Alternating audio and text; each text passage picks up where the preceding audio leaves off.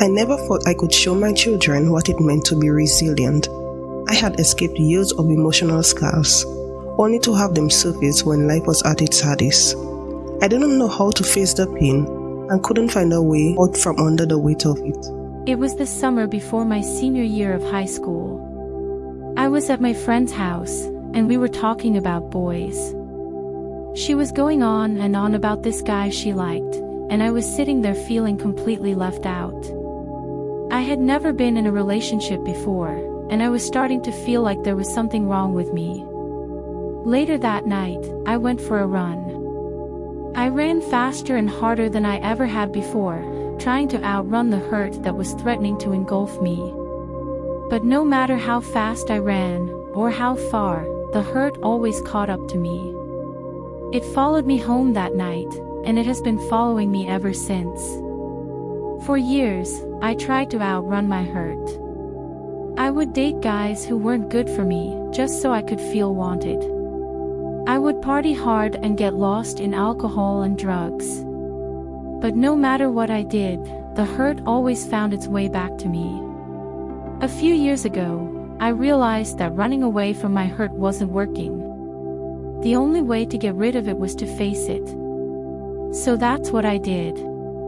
I sat down and thought about all of the times when I felt hurt in my life. And as hard as it was, I forgave those who had caused me pain. More importantly, though, I forgave myself. Facing my hurt head-on was one of the most difficult things I've ever done, but it was also one of the most liberating. Now, instead of running away from my hurt, I embrace it. And because of that, I live a happier life now. The hurt that I was running from was caused by the fact that I was not facing my problems head-on. I was avoiding them, and as a result, they were festering and growing. The more I ran, the more the hurt chased me, until I could no longer outrun it. I had to face the problem that was causing the hurt, and once I did, I was able to start running towards healing. Have you ever felt that your hurt is too much? That it seems like there's no way to find peace? Maybe you feel like running away from it all. I know how it feels. I felt the same way and turned to drugs instead of facing my problems. But God helped me turn my life around and change my perspective on problems. I have always been viewed as a good boy. I was always in church. I was brought up as a Christian, but I would steal secretly from my parent. They did not know I was the thief. They never thought it would be me, because I was this so-called good boy. All eyes were on my younger brother, who was this stubborn and disobedient child. He did not know much about where my mom kept her things, so he was not the one who stole this time, it was me. The thought of knowing that my brother was wrongly accused and being punished for what he did not do, he was punished not just for the accusation that he stole, but also that he was lying that he did not steal. He was being punished for two things that he was innocent of. He was so hurt, it pained him so much. Inside me, this was so hurting, I could not dent my image by letting them know I was the one who fell this time. After much questioning, my mom gave up and forgot about it, because even in the punishment, my brother never gave in. Things began to go normal in the house, but not with me. Because my conscience dealt with me, it was hurting me badly, and I knew I had to come out with the truth. It took me a couple of weeks, until I mustered enough courage to tell my mom the truth, that it was me who stole her money and not my brother, and that he did not deserve the punishment he received. Telling my mom this truth was not easy, because I knew what the consequences would be, but it was something I had to do. After confessing to my mom, she was so disappointed in me, she felt so betrayed, but was happy that I was now the true good child that she always thought. She was so happy that now I was truly born again. She forgave me. I realized that running away from my problems only made them worse. Those few weeks of being quiet felt like years of torture. If I had faced them head-on from the beginning, I would have saved myself and my brother a lot of pain. I don't know about you, but I have found that one of the hardest times in life is when we are hurt by someone and we run from it. It's easier to keep running than to take our issues into our own hands and do something about them. after years of running away from my problems, I finally ran towards them and eventually found peace with God's help. But there are many things in life that can hurt us. Sometimes the hurt comes from someone else, and sometimes it is self-inflicted. But either way, the pain can be overwhelming and cause us to want to run away from it. There are many things in life that can hurt us. Sometimes the hurt comes from someone else, and sometimes it comes self-inflicted. But either way, the pain can be overwhelming and cause us to want to run away from it. For a long time, I ran away from my hurt. I would numb myself with alcohol and other substances. I would push people away, and I would isolate myself. I was afraid to face the pain because I was afraid of what it would do to me. But eventually, I realized that running away from my hurt was only making it worse. The pain was always there, waiting for me when I stopped numbing myself or pushing people away. And so, I decided to face my hurt head on. It wasn't easy, but slowly but surely, I started to heal. And as I healed, I realized that the hurt wasn't as bad as I thought it was going to be. In fact, facing my hurt head on was one of the best things I ever did for myself. Now, whenever something hurts me, instead of running away from it, I face it head on. And because of that, I've become a stronger and happier person overall. The first step is acknowledging that you have a problem. This can be difficult, but it's necessary in order to move on. If you are constantly running away from your hurt, it means that you're avoiding something. And whatever you're avoiding is probably causing you more pain than if you just faced it head on. Once you've acknowledged that you have a problem, it's time to start facing the issue that's causing the problem. This can be scary, but it's important to remember that you're not alone. There are people who care about you and want to help you through this tough time. It's also important to keep in mind that the hurt doesn't have to define you. You can still be a strong, successful person even if you've been through some tough times. So, don't let the hurt hold you back from living your best life. There are a lot of things people are doing nowadays to run away from what's hurting them. Take a look at what the kids are doing. A lot of them on cocaine and alcohol. And for them, it obviously serves as a way to get away from their problems. I think that people tend to isolate themselves and build up walls, especially when they have problems that they just don't feel like seeking help from, or they don't want to open themselves up to vulnerable situations. Come to think about it, why would people have problems and not want to seek help? Maybe you remember being in such a situation, in an embarrassing problem, and not wanting to say it to anyone, even though you know they could help you. This happens when the problem is an embarrassing one, and even though you need help, you don't want to narrate the embarrassing situation to anyone. At this point, your thought is, what will he or she think of me? And then we end up pushing that problem aside. Others prefer to pretend that it's not there, or if it's there, it's not something you need to deal with now, or that you can wait and push it back. For some, it's eating, binge eating, which could eventually become a disorder. Rather than focusing on their problems, they drown it out in eating or something like that. When my wife's sister was 4 years old, she didn't like something her daddy did, so she decided there was only one thing to do, and that was to run away from home. Well, she packed a couple of things in this tiny little suitcase, and she started walking down the lane with her little legs. You know, she got as far as the end of the lane, and then she decided to do something else. Running away wasn't going to get her anywhere. Now, we're not 4 years old, I know, but a lot of us still think that running away from our problems will help all kinds of problems. Running away now is different from a little kid running away. Say, running to the next block. If you're running away from something now, you may end up farther than you ever wanted to go, and you may do more damage to yourself than you ever thought. There are family problems, the way people have been treating you maybe, or something you're ashamed of, a bad situation you're in. Those are the kinds of things that sometimes we'd rather run from than face. Amy knows all about running away. She will tell you in a bit. I just wanted to be loved, and so I started turning to men to find that love and started drinking a lot. I just started to become promiscuous. Amy's run took her a lot farther than she ever thought she'd go. She'll tell us about it because you or someone you know may be trying to run away from something in your life right now. There sure are a lot of ways to try and escape what's hurting you.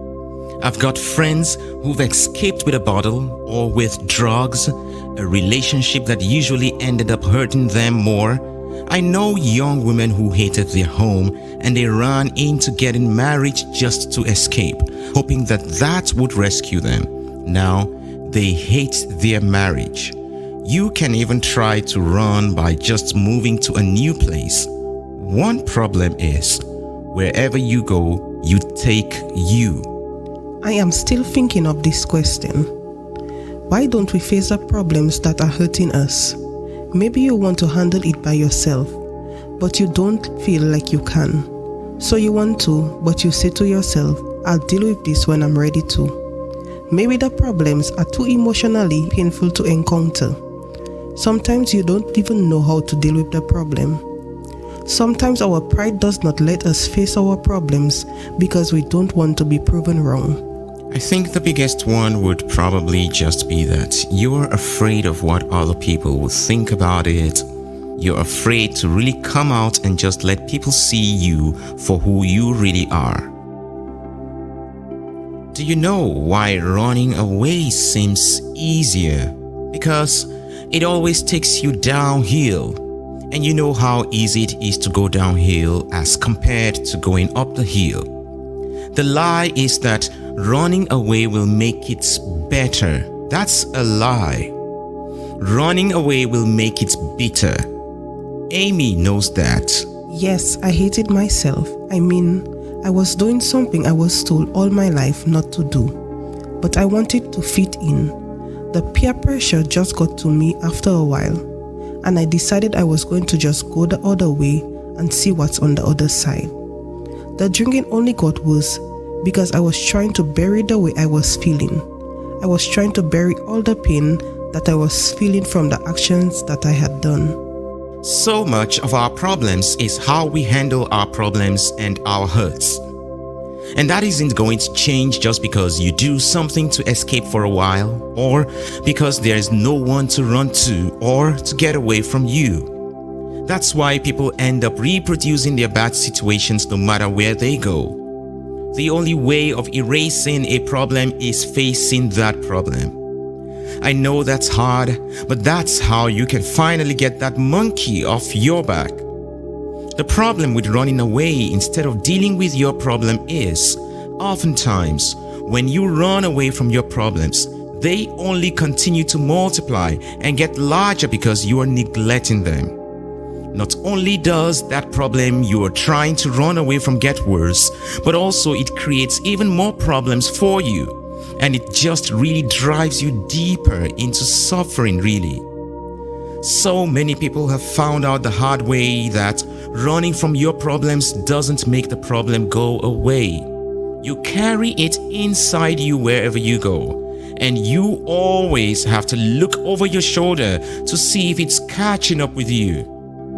The weird thing is that you may be able to cover that pain for a little while, but the problem doesn't stay the same size. It grows. It keeps growing while you are going away. It's getting bigger all the time that you refuse to deal with it. It's better to face and get free from it. I ended up joining the military, thinking I could get a new start and nobody knows me there. I could go away to another country and nobody would know me, and my reputation would get better. It only got worse. There was a lot of drinking, and I really didn't go with the intention of serving my country. I wanted to just get away from my problems. It just got worse and worse, and there was a lot of drinking. I probably went out 5 nights a week. I basically turned into an alcoholic. I did so many things that I regretted, and there were a lot of consequences in my life. What Amy found out the hard way is just about what every fugitive from a bad situation finds out. The stuff you do to escape doesn't take away any problems, but it adds more problems. So, what you think you are doing to make your life better rather makes it worse. Now, when running isn't helping you, you've got 2 choices. You can run more, run harder, run farther, run somewhere else and make a bigger and bigger mess. Or you can do the brave heart thing and say, I'm not running anymore. I'm going to face this thing so I can finally be free from this thing. Now, how does facing those problems that are hurting us make our lives better? You see, with anything in life, the quicker you get rid of it, the easier it is to get rid of. It's just like a cancer. The quicker it is noted, the less it spreads, the easier it is to treat it. Even just admitting that you have a problem just brings relief to the soul. You become free and you don't have something like creeping over your shoulder or looking over your shoulder. You don't have something that's right behind you, bothering you every single breath you take. Before it all falls apart, before you reach the point of considering something desperate, make this the day that you stand up and deal with what you've been running from. What is one thing you can do to start facing your problems? Friends, you've got other people that love you, people that care about you, that probably have been through the same problem that you've just gone through, and they can help you through it. One thing you can do is you can talk to the person with whom you have the problem. Before you talk to that person, another thing you can do is talk to God to give you the strength. You're going to have to turn it over into God's hand as well. That's going to be the biggest thing to help you out. It's time to talk this through with the people involved, with the help of a counselor or a minister or someone you trust. It's time to face whatever consequences there are before they get bigger. It's time to face the problem before it gets bigger. It will never be smaller than it is right now. I know this isn't easy. This is a stretch of rough road ahead of you, but it leads to relief instead of more grief. You can lose your pursuer by facing your pursuer, and there's someone very powerful who wants to help you get through it. In Isaiah chapter 43 verse 2-3, God says, "Don't be afraid when you go through the deep waters and great trouble, I will be with you. When you go through the rivers of difficulty, you will not be drowned, for I am the Lord." Isaiah 43 verse 2-3. Amy, who's been telling us the mess that her life became from running away, found out what happens when you take the mess to the greatest problem solver there is. After living about 7 years of that lifestyle, drinking and doing whatever I wanted, and I was living with my boyfriend, I couldn't handle it anymore. The pressure just got it was just so painful, and I was ready to go. I was ready to take my life and I didn't know any way to get out. It was so dark and I just felt these dark hands all around me and it was just horrible. And because I remembered that there is a God, I cried out to God. I said, God, help me. And the moment I did, just this peace fell on me and I was able to get up and the darkness left. And I just felt like He was in the room. And it was my motivation to get out of my lifestyle, to find a safe place to go, to find people that loved me and people that cared and that could help me, that could pray for me and that could encourage me. Life doesn't work until you turn to the one who gave you your life and the only one who can fix what's broken. The problem here is that we've pretty much got our back turned to God, even though He's our only hope. The Bible says that every one of us has wandered away from Him. We've done all kinds of things He never meant us to do. Running isn't all that bad if you decide to run to God. My life has totally changed. I'm a totally new person and there is hope. Our hope is in Jesus. And the only way you're going to be free from bondages and the life of sin is to look to the Lord, to just call out to Him, because He is faithful. He is there and He will come and save you. He is the reason why I'm here today. I don't know what you think of when you hear Jesus. If you're thinking about religion, then you are wrong.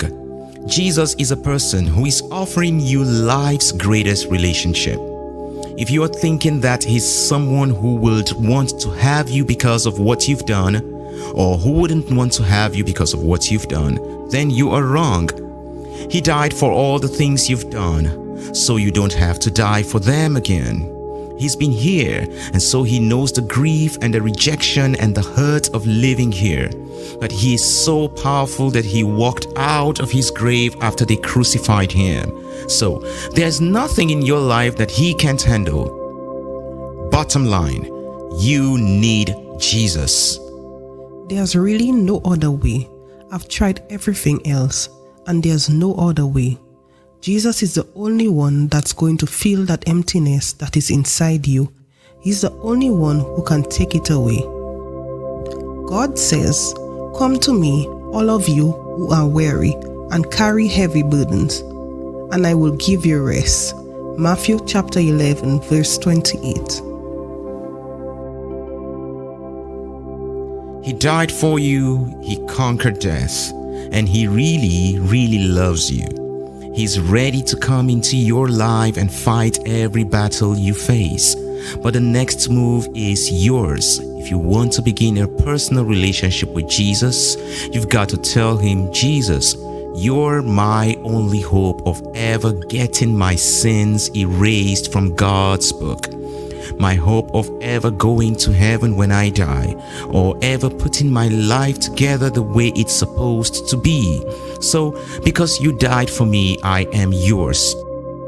With Jesus in your life, you can face whatever's bigger than you are, because nothing is bigger than He is.